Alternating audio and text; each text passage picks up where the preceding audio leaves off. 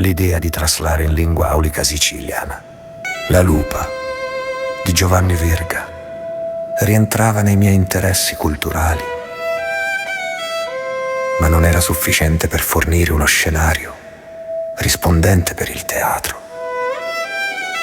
Allora ho considerato di realizzare in appendice all'opera un monologo preceduto da un prologo che spiegasse ampiamente la mia idea. Lei è la mangiauomini in introspezione con se stessa e dice: mi chiamano la lupa perché muzzico, arratto, lazzariu, squarto e non m'abbasta nenti e non sogno mai sazia di nudda cosa. Li femmini quando mi incontrano, lo segno di la cruci si fanno.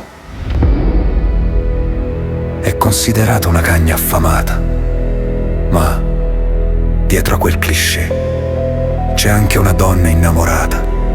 Lei, infatti, dice senza paura: ho bisogno d'amori. Che strano è oggi andare oltre il delirio di questo dirompente personaggio e scovarvi intatto il sentimento nella sua sacralità.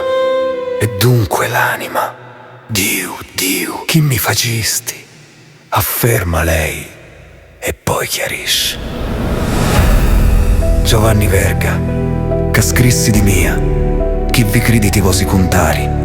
Forse una storia all'ittricuta che taluni grandi autori vosiru rappresentare in tali tanti personaggi illustri.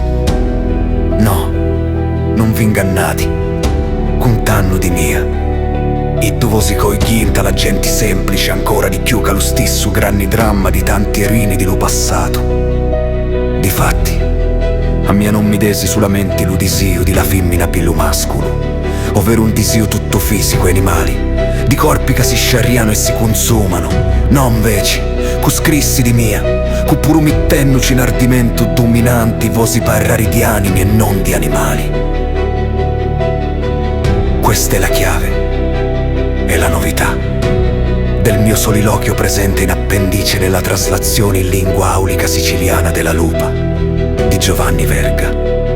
Non di animali dunque ha scritto il drammaturgo siciliano parlando dei vezzi e delle antinomie delle donne del popolo siciliano, ma di anime. Riscoprire l'anima della lupa e affermare pertanto che l'interiorità dei personaggi, anche di quelli più scuri, non è diversa da quelli dal candore inviolato. Lei è malata d'amore, la sua solitudine racconta tutt'altro che una donna posseduta soltanto dal desio e dal delirio. C'è di più, c'è nel profondo un'umanità che protesta contro l'emarginazione ed esige rispetto. Il suo essere allontanata da tutti. Iti vinni, non ci venite chiuntano curtigliu!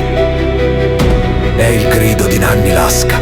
È la sentenza che il paese ha decretato alla libertà della donna che si impone con tutte le sue forze nell'amore. Non è lei una lupa ma un'eroina. Accoglie e pretende la morte piuttosto che rinunciare ai suoi sentimenti. Il riscoprire, nella sua sacralità, il sembiante di donna e i suoi sentimenti nella lupa, anche attraverso lo speciale linguaggio aulico siciliano, dà molto più carattere, autenticità e temperamento all'intrinseco personaggio verghiano. Insomma, ma l'aver restituito all'impresa del Verga la sua radice regionale, autentica, ci fa assaporare l'opera finalmente nel modo di parlare e nel sentire profondo dei siciliani.